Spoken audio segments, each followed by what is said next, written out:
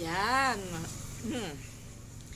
Yan. For today's vlog, ang akin pong i-share sa inyo, gusto ko tong i-share sa inyo kung magkano nga ba ang pwedeng ipuhunan sa pagkakaroon ng isang LPG business. Depende po yun sa laki, sa volume ng mga tangke na inyong ititinda. Depende po yun. Kasi kami, katulad namin, maliit lang naman kami na LPG dealer kasi iisa lang naman ang tindahan namin. Pero kung kayo ay maraming reseller, marami kayong ano, dinideliveran at malaki ang inyong volume, ibig sabihin po ng volume, yung mga tangke na pinapakarga nyo, pinalalagyan nyo ng laman, ng gas, medyo malaki-laki po yon. Pero kung halimbawa, nagsisimula lang naman kayo, ano po, yun, maliit lang yun, maliit lang na panimula yon. Pwede kayong magsimula sa, halimbawa, 100 tangke, pagsimula, tapos, isang tindahan lang muna. Oh. Kaya, sa tingin ko, ang, kasi, ano ko lang sa amin, i-base ko lang sa amin. Kasi kami, maliit lang kami na LPG dealer. Kasi nga, isa lang naman ang aming tindahan. At saka, maliit lang din ang volume namin. Kasi nga, dito sa lugar namin, tabi-tabi kami dito simula nung naghigpit ang gasol, lalo pang dumami. Akala namin, pag naghigpit, uunti. Ang nangyari, nung naghigpit, dumami. Hindi ka mukha nung maluwag, kakonti. Baliktad nga nung maluwag ko konti, tapos nung naghigpit, dumami. Tabi-tabi na tuloy kami dito, kaya agawan na rin kami ng customer. Katulad namin, tabi-tabi, kumbaga hati-hati na lang din. At saka yung iba, syempre maano sila, masipag silang mag-flyers, ganyan. Kaya sila nakakakuha ng mga customer, mga consumer.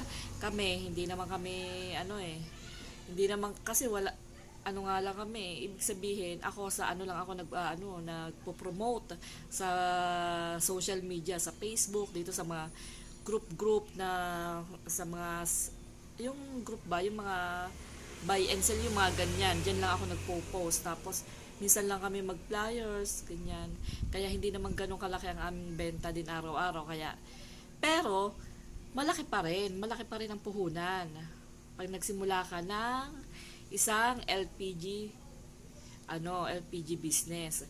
Kasi, tinan mo siguro ang magiging puhunan mo ay almost 1 million. Or kung medyo malaki-laki at marami-rami kang tangke na bibilhin, yan, higit pa na 1 milyon. Pero kung naman, kung gusto mo naman na mag-reseller, pwede rin naman.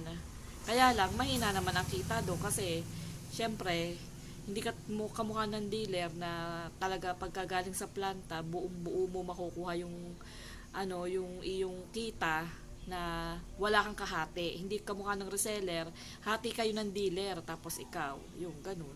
Yun nga lang, di babagsak. Pero hindi porket na reseller ka lang, hindi mo rin kailangan ng permit. Kailangan mo pa rin yun. Kailangan mo pa rin ng DOE. Sa Department of Energy, kailangan mo yun ng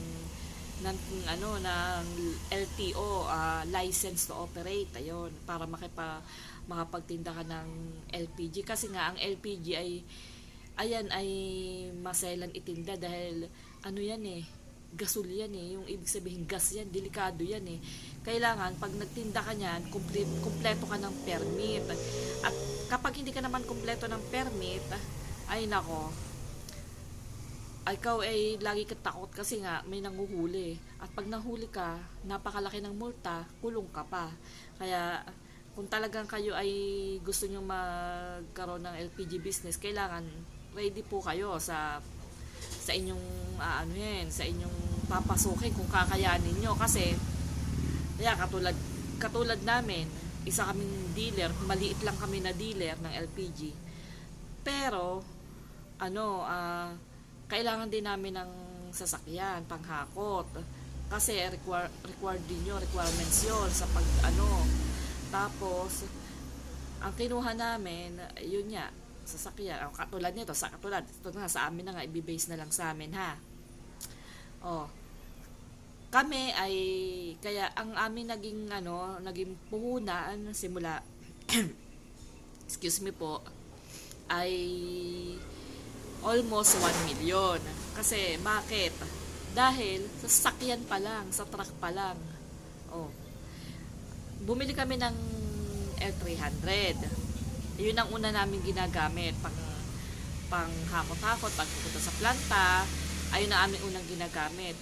Kaso nung naghigpit ng ang gasol, hindi na pwede yung mga close na sasakyan para kasi talagang delikado yon. Kailangan open stick body ang sasakyan. Kailangan meron kang truck, ang ingay kailangan meron kang truck na kahit maliit lang na pasado naman sa sa DOE ay ayon, kailangan ayun meron kang ganon kasi nga magkano yon. Una muna kami ng ng L300 yun FB. Ngayon nga yun, naghigpit, pinagawa namin stick body. Magkano yung bili namin sa L300? Second hand, magkano? Yan. Ang bili namin ay 390. Second hand yun, mura na yun. Ngayon, nung naghigpit ng gasol, excuse me po. Naghigpit ang gasol, pinagawa naming truck, stick body. Ang nagastos namin doon ay mahigit 50,000. O, di magkano na yon? Magkano na naging puhunan namin doon? O, 390 plus 50, 440 na.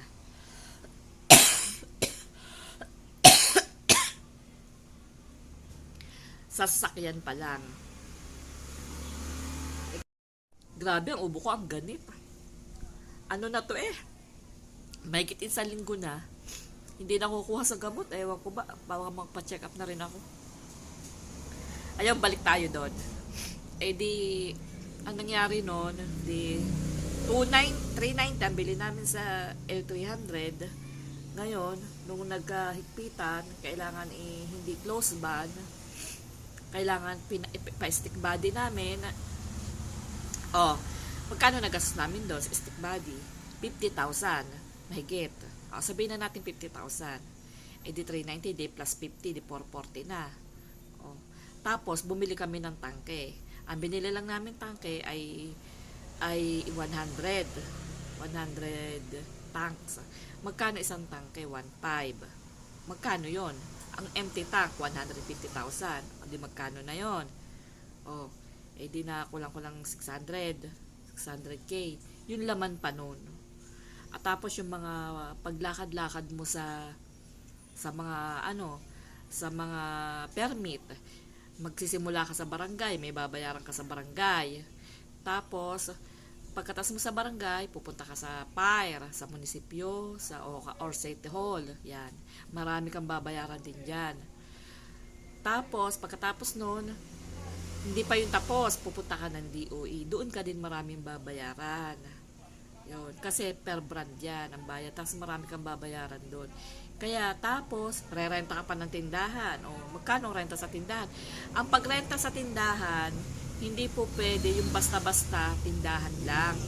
Ang kailangan, yung tindahan ay yung pasado sa PAIR. Kasi kailangan may fire exit yan, tapos kailangan bato, hindi pwede ang mga yung light materials, hindi yan pwede yung ganyan. Kasi, syempre, yan, nasa na ba ako? May tumawag Nasa na ba ako? Yan, sa tindahan. Hindi pwede na, hindi bato, kailangan bato. Kasi pag hindi bato, hindi yan makakapasa sa fire. Bagsak ka yan. Tapos, magkano ang renta ng pagkabato? Hindi naman. Tapos, sa may commercial pa, kailangan nasa commercial ka. Tapos, kailangan mo pa ng mga fire extinguisher, mga timbangan, mga kung ano-ano, basta marami kang kailangan na ano na mga dapat na sundin kasi hindi mo yan masisimulan kung hindi ka susunod, hindi ka susunod at hindi mo kukumpletuhin ang mga requirements. Kasi ikaw rin naman ang ang kakaba-kaba eh. Halimbawa, may pag hindi, pwede naman na hindi mo kumpletuhin, pwede naman na hindi ka rin sumunod sa batas. Kaya nga lang, ang doon, ang mangyayari naman sa'yo kung sakasakaling ma-one time ka. Dahil pagka na one time ka, nahuli ka, kulong ka na, multa ka pa. Ano pipiliin mo? Di mas maganda na kumpletuhin mo yung yung mga requirements mo, mga papeles para hindi ka na kakaba-kaba kahit na may mga mag-check diyan, mga ng sa DOE kahit i-check okay lang kasi alam mo naman na sumusunod ka sa batas, alam mo namang kumpleto ka ng papel, ng permit. Kaya yun, mas maganda talaga na ayun ang gagawin natin. Ang gagawin natin ay kukumpletuhin natin kung ano yung papel na hinihingi permit kung tayo ay magtitinda ng LPG.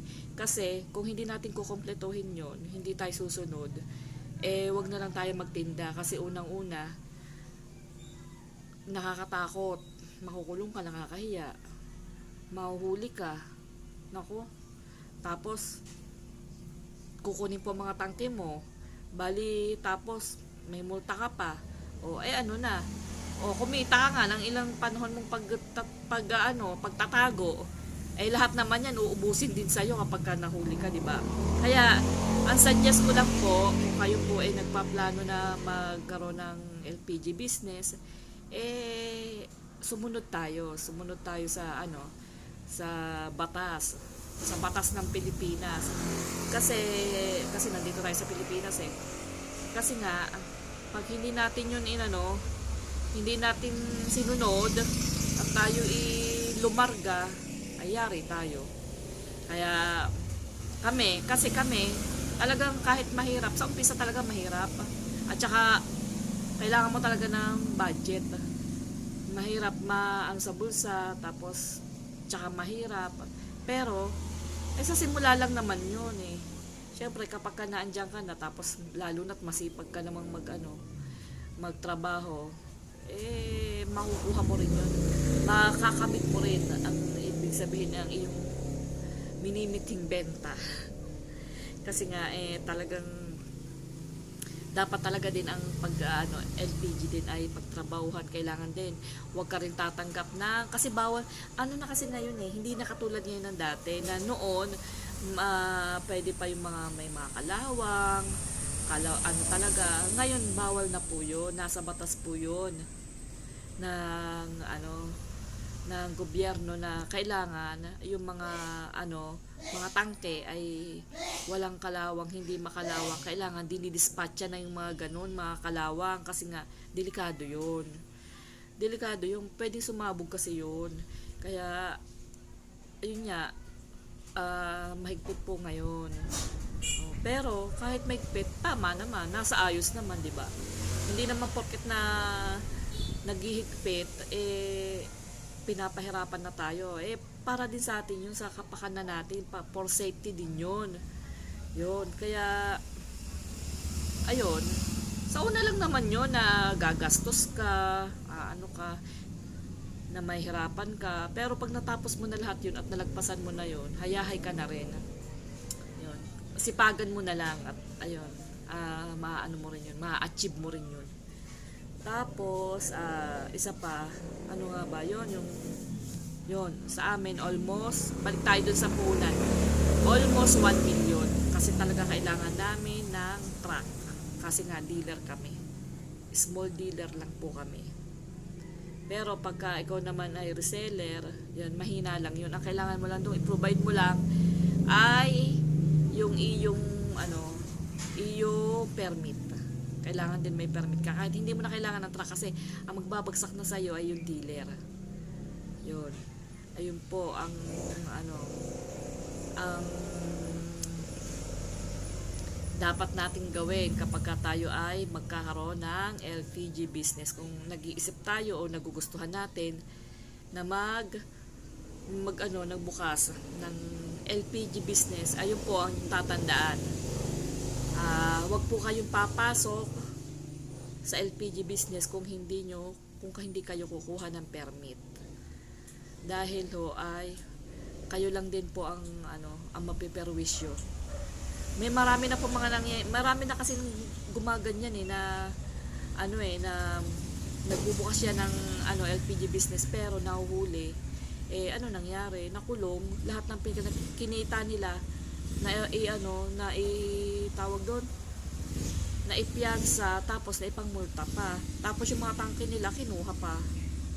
Kaya nakakalungkot din yung mga ganung pangyayari. Ayun. Tapos ano pa nga ba? Ayun. At saka nga pala yung pag kayo pagkukuha ng tindahan, tips ko lang din. Kung kukuha po kayo ng tindahan ng LPG, basta siguraduhin nyo po na safe yung tindahan. May fire exit, tapos bato, tapos ay medyo medyo maayos talaga, komportable yung hindi siksikan, kasi nga gasol yung ititinda nyo. Di magsigurado na kayo para in case na may mag-leak na gas, mabilis nyo magagawa ng paraan. At saka hindi yung maliit na tindahan, tapos kasi minsan hindi natin maiwasan, may naglilik talaga dyan minsan sumisingaw yan. Kaya kailangan ng yung tindahan na na ba yun, yung safe na tindahan. Kailangan bato yan. Ano pa ba idadagdag ko?